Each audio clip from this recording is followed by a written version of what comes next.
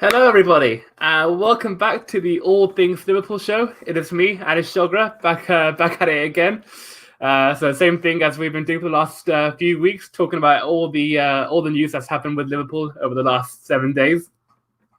So I think in our last show we talked about the Milan game, the Leeds game, and everything that happened in the week.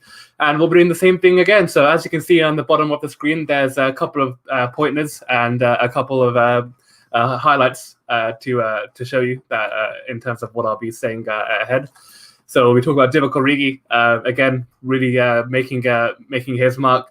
Takumi Minamino coming in from the cold and putting in a good performance in midweek, and some of the youngsters as well. So as you see there's Cade Gordon, who looks very, very promising. Connor Bradley, the right back. Kameen Kelleher, the goalkeeper, and the youngster, what's his name again? Tyler Morton, who came on at halftime in midweek.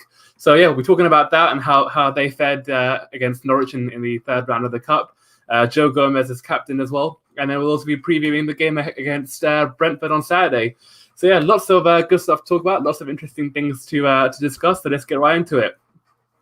So starting off with Divock Origi, someone who should have been sold over the summer, and it looked almost certain that he would have been sold during the transfer window after the season that he had last year. But all of a sudden, in 1 week, especially in football, everything can change, and it's not. It couldn't be more applicable to the Belgian himself. So last week against Milan, his overall performance was very, very good, really encouraging. He did all the things that you would have expected from a tall, quick striker like him. And not only that, he had the quality as well, with that assist for Salah. And in general, his overall play was very, very good. And then he didn't play last weekend against Palace at Anfield in the Premier League. And he was again back in the team on Saturday and on Tuesday, and he led the line really, really well. Got his goal, a really great goal as well. And funny enough, his first in a year, and is the exact stage last season. So he scored in the third round of the Cup last year, and that was his only goal throughout the entire campaign. And again, he's got off to a good mark again on Tuesday night. Scored a really good header from a Tsimikas cross. And in general, again, his play was very, very promising. So his touches were good.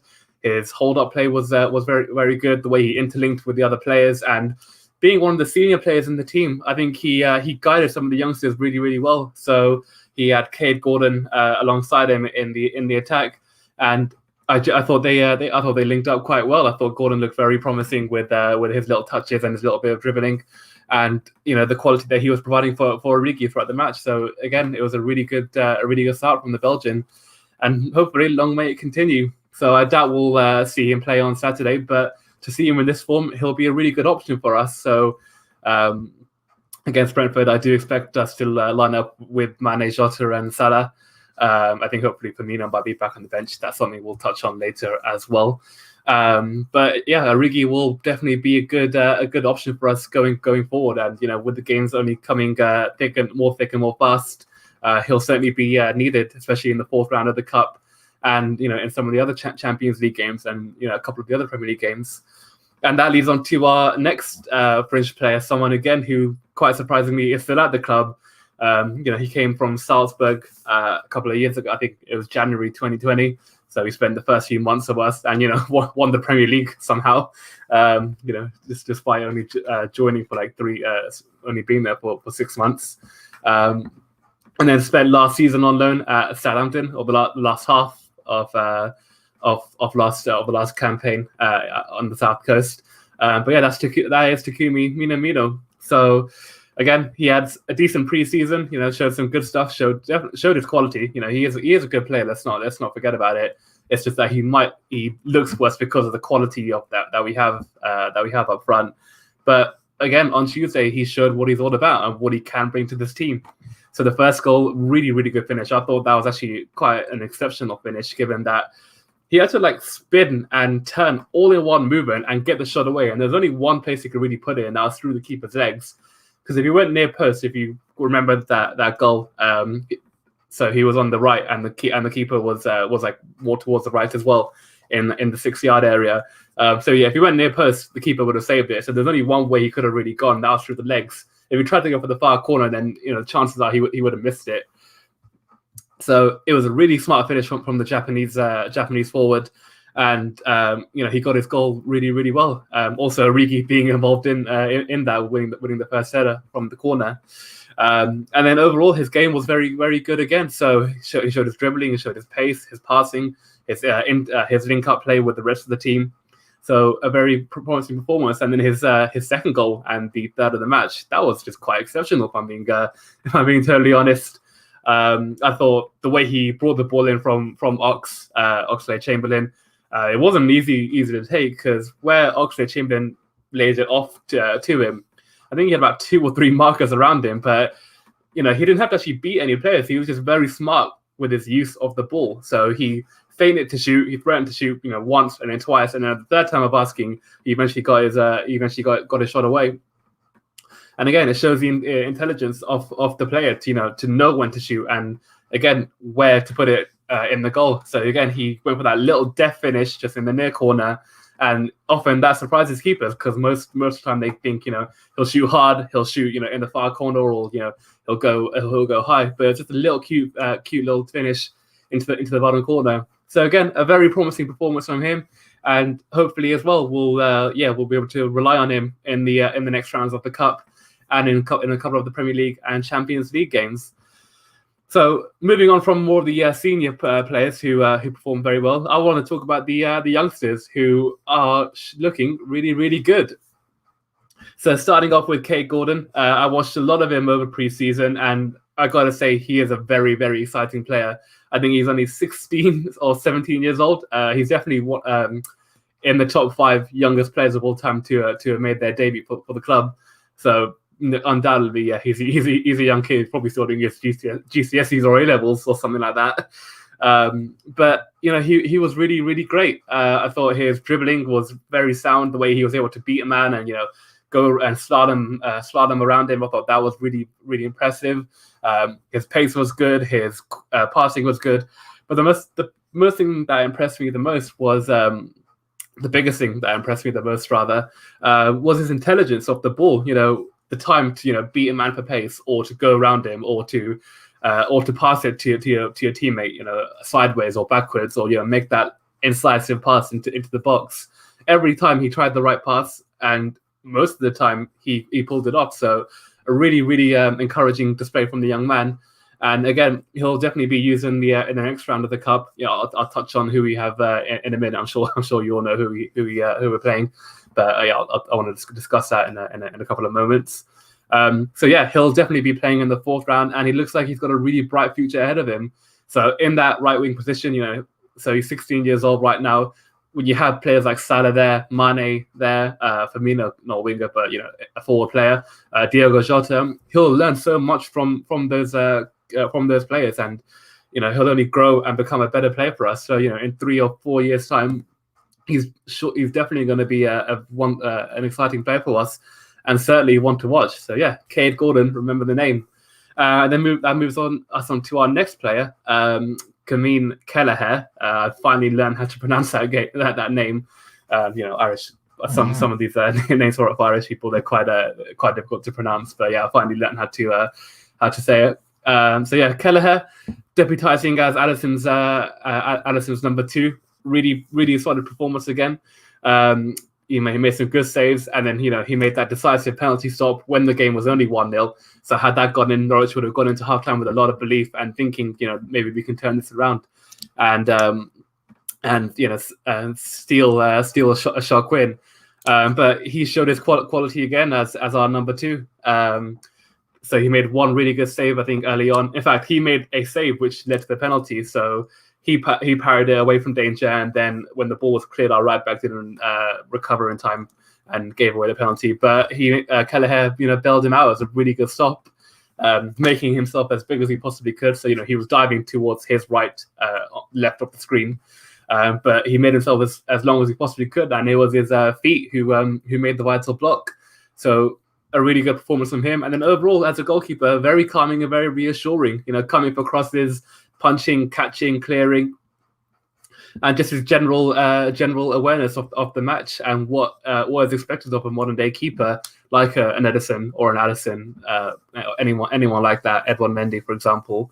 So he showed some really good signs again, and again, like Cade Gordon learning from the forward players in that team, Kelleher will only learn from Allison, one of the best goalkeepers in the world.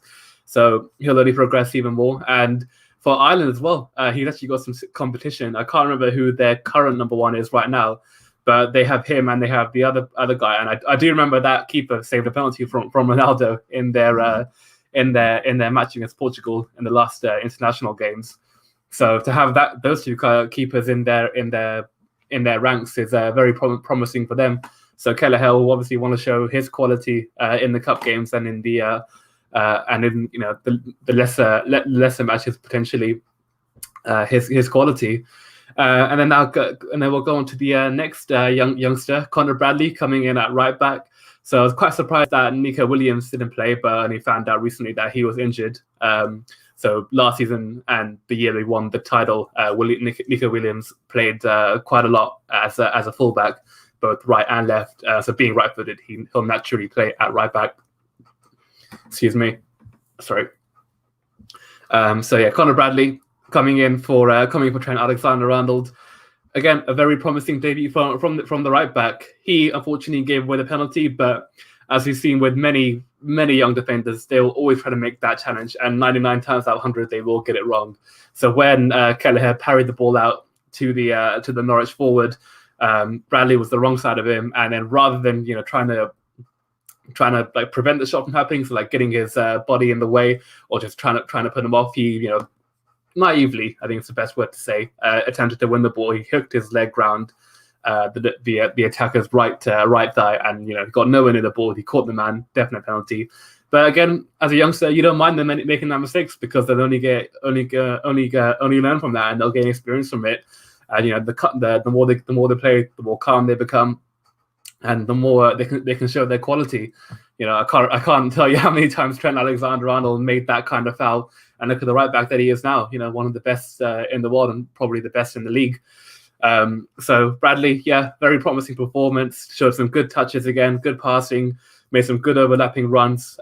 Whenever our right winger, I think Cade Gordon was the right winger, cut inside.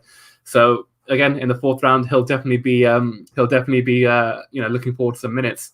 But again, he's got competition as well. Nico Williams will definitely be pushing for that place. We'll see how he does. And then the last youngster, Tyler Morton, he came on at halftime instead of Naby Keita and just sat in the base of that midfield. So similarly, what Fabinho does for us, breaking play up, making those simple passes, and just keeping things tidy in the middle of the park. And again, he did not look out of place. He looked assured, calm, controlled on the ball, and that's arguably the toughest position to play in football. For so many years we saw players like Xabi Alonso play that role, to perfection. Sergio Busquets playing it to perfection, still doing it. Joshua Kimmich, Andrea Pirlo, I can go on all day.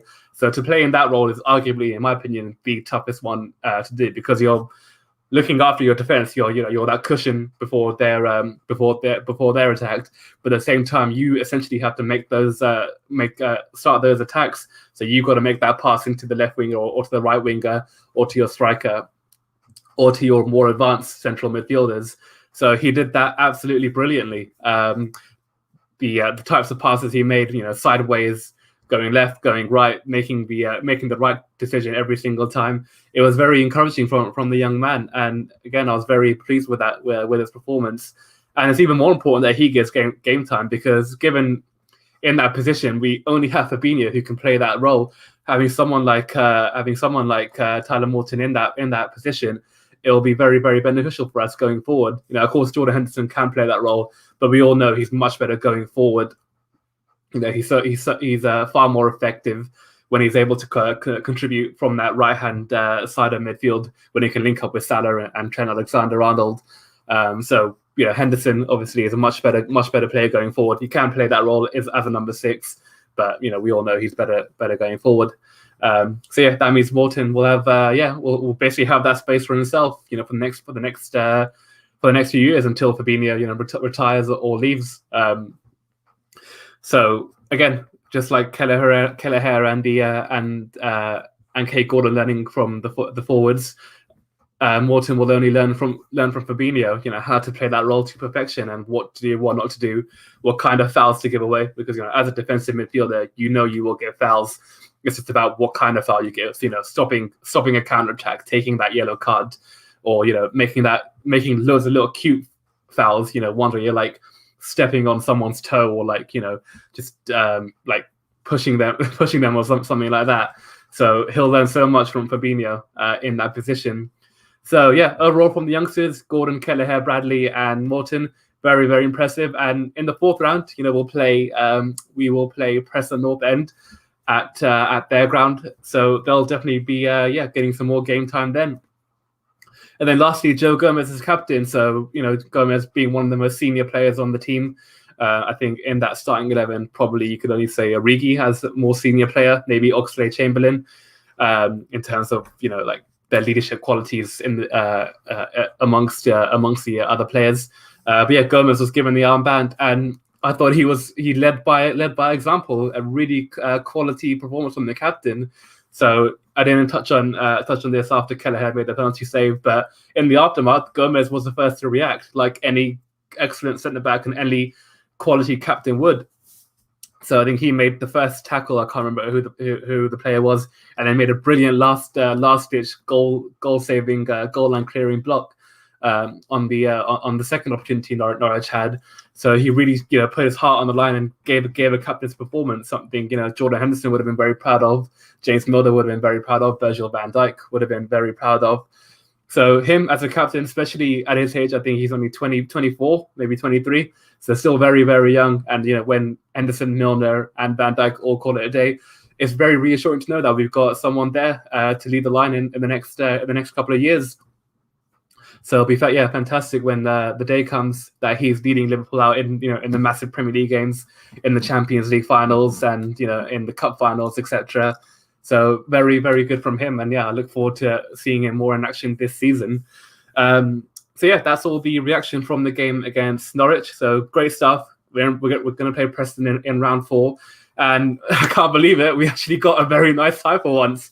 Normally we always get screwed over in the cup games. I remember reading a stat. I think out of the last 20-something ties, I think 80% of them have been Premier League matches. And thinking about it, it actually does track back. I remember last year we had Arsenal in round 4.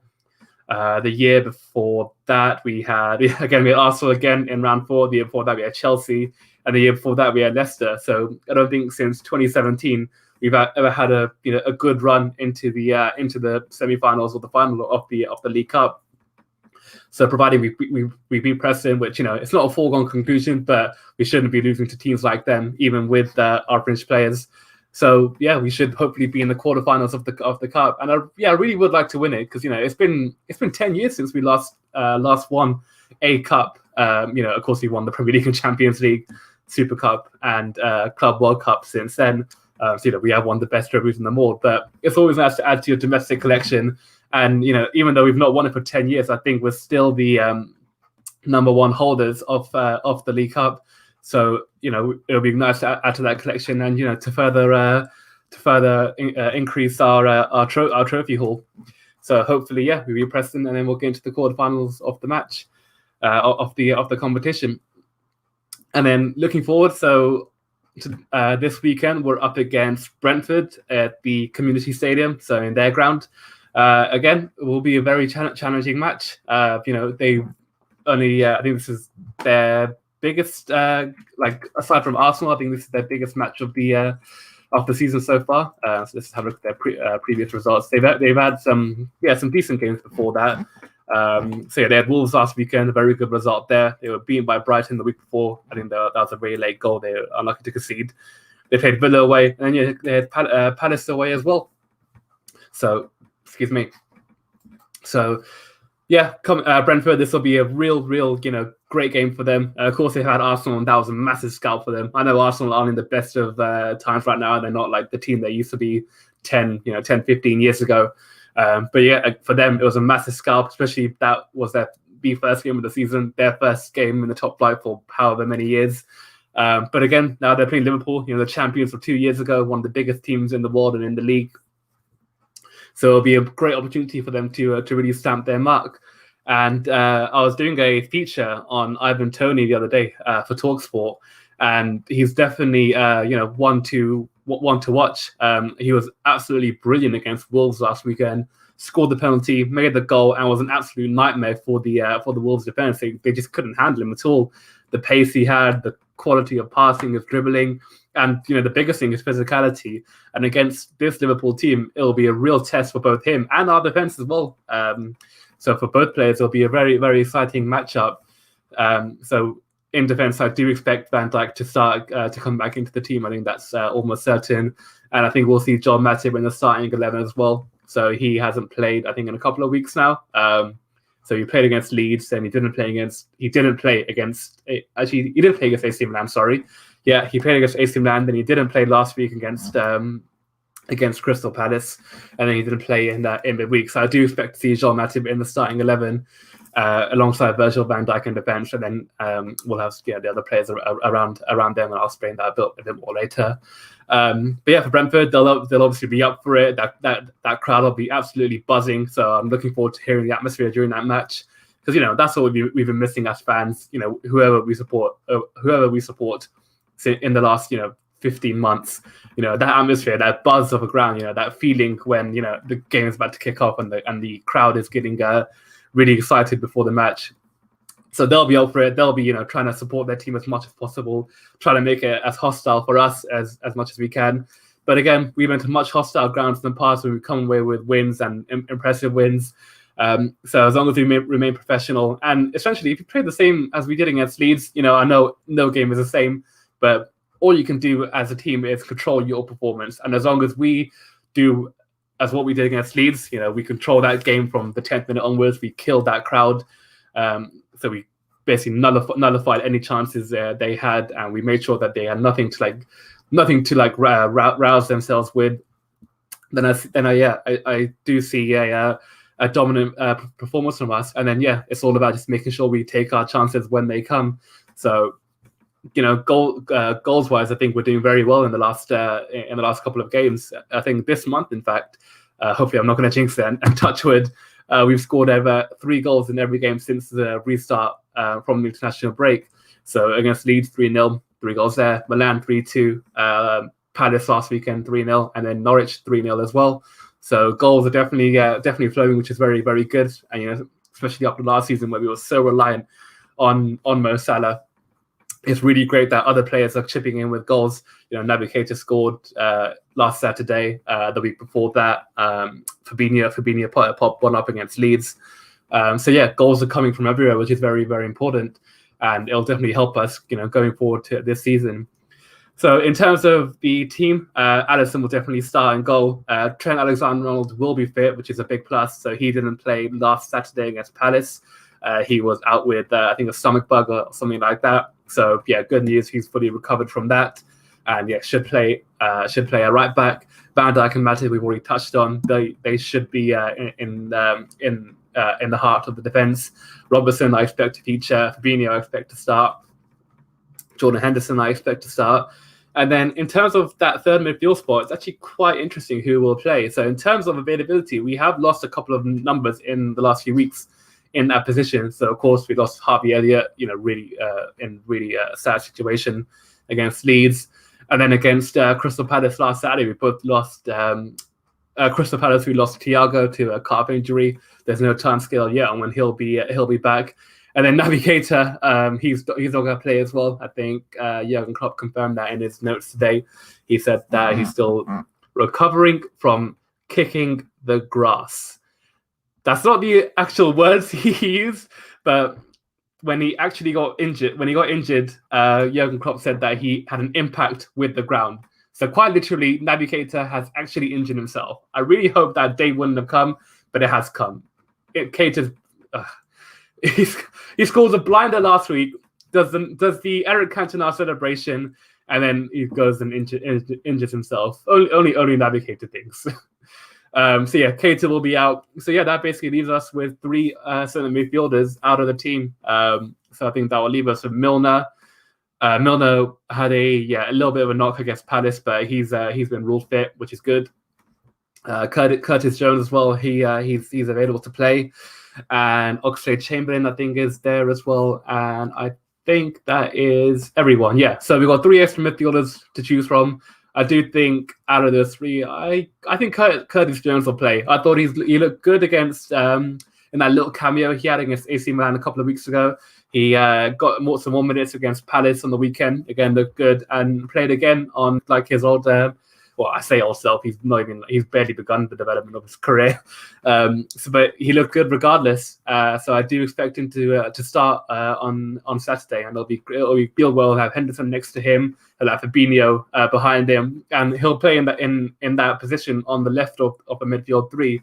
And it basically brings the best out of that. I think he's been playing on the left, or he was playing on the left when Harvey Elliott was in the team, but he was nowhere near as effective because Henderson's very much that right footer, right wing, right centre mid position, and control that side of the pitch on his stronger foot. But Harvey Elliott is definitely more of a 2-footed player. I think against Milan he came on at left wing and looked quite good there.